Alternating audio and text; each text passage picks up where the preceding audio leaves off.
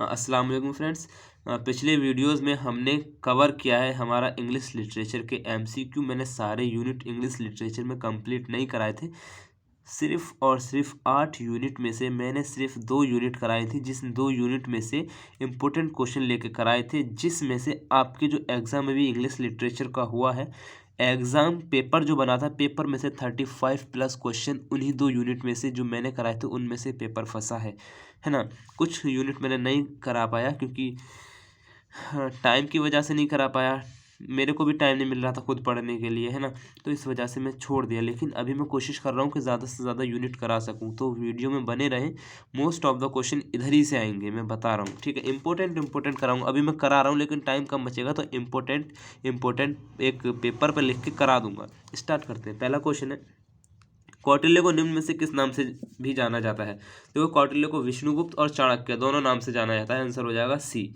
कौटिल्य कौन थे? प्रसिद्ध अर्थशास्त्री थे, ठीक है। अर्थशास्त्र नामक पुस्तक की रचना की थी, हाँ की थी। चंद्रगुप्त मौर्य के प्रधानमंत्री थे, है ना। जब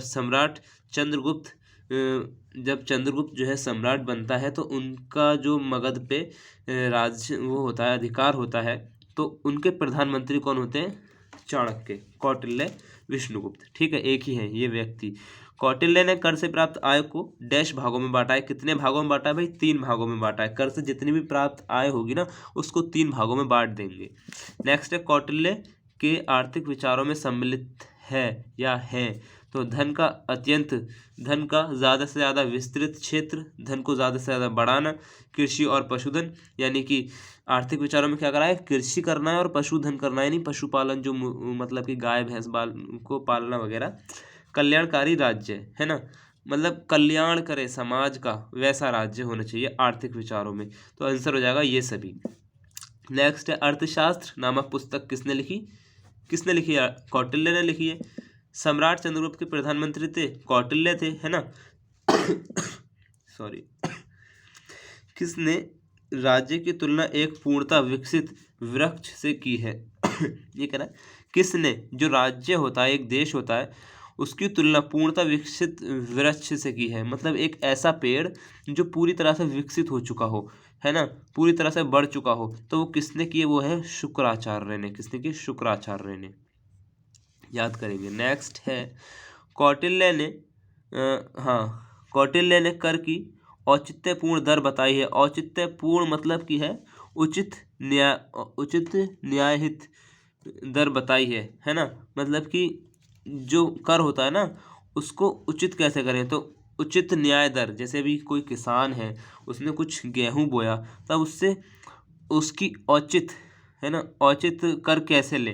तो उन्होंने कहा है, कौटिल्य ने, कि कुल उपज का 1/2 भाग या कुल उपज का 1/3 भाग हम करेंगे, है ना। जैसे भी एक, क्या कहते हैं, देखो यहाँ देख लो, एक ज़मीन है, अभी क्या करा है, एक किसान ने इस पे खेती की है।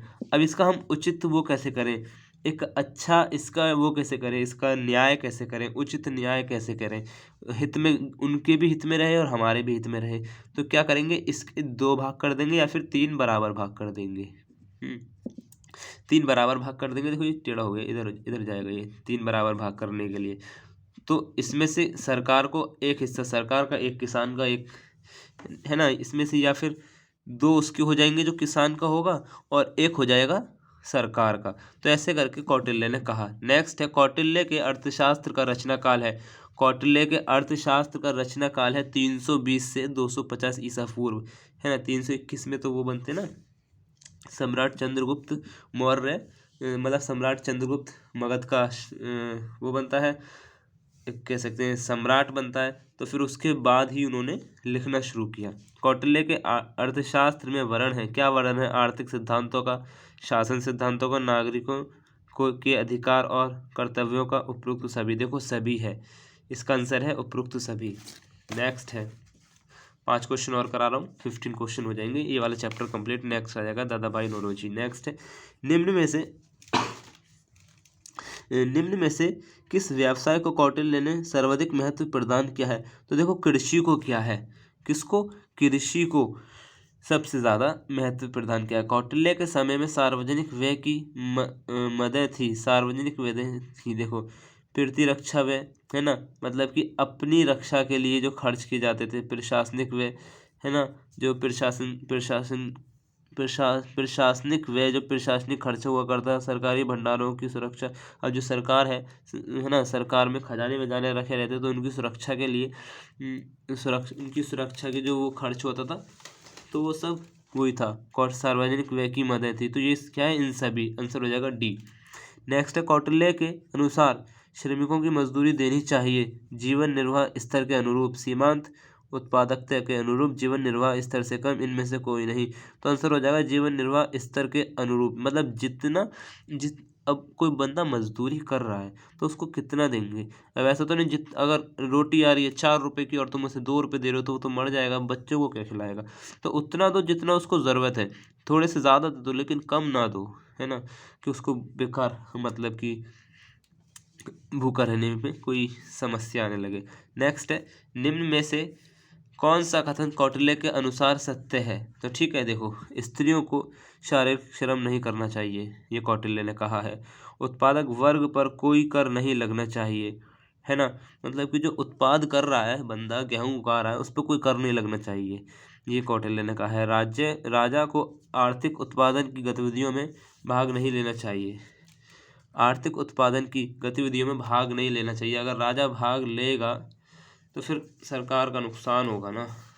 तो आंसर हो जाएगा उपरोक्त सभी, ये कौटिल्य ने कहा है। आशा करता हूँ वीडियो पसंद आई होगी, नहीं पसंद आई होगी कमेंट में बताएंगे। चैनल को सब्सक्राइब करें, लाइक करें, शेयर करें अपने सभी दोस्तों के साथ। ठीक है, अल्लाह हाफिज़।